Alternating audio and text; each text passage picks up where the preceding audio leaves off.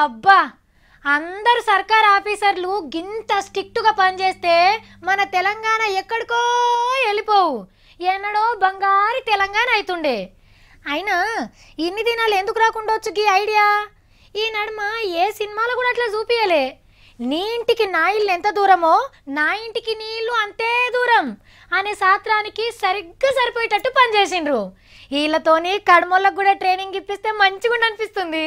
వారెవ్వా, పనిమంతులంటే నల్గొండ జిల్లా మిర్యాలగూడ మున్సిపాలిటోళ్ళు కరెంటోళ్ళు చట్టాలు రూల్స్ పాటించుట్లా వీళ్ళ తరువాతనే ఎవ్వలైనా బిల్లు కట్టలేదని మున్సిపాలిటీ ఆఫీస్లో ఫీజులు వీకేసిండ్రు కరెంటోళ్ళు.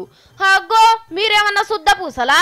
మా ఆస్తి పన్ను ఎందుకు కడతలేరని కరెంట్ ఆఫీస్కు తాళాలేసిండ్రు మున్సిపాలిటోళ్ళు. చెల్లు అన్నట్టు నువ్వు కడితే నేను కడతా, నువ్వు ఎగ్గొడితే నేను ఎగ్గొడతా. ఓహో, ఏమన్నున్నదా ఉపాయం?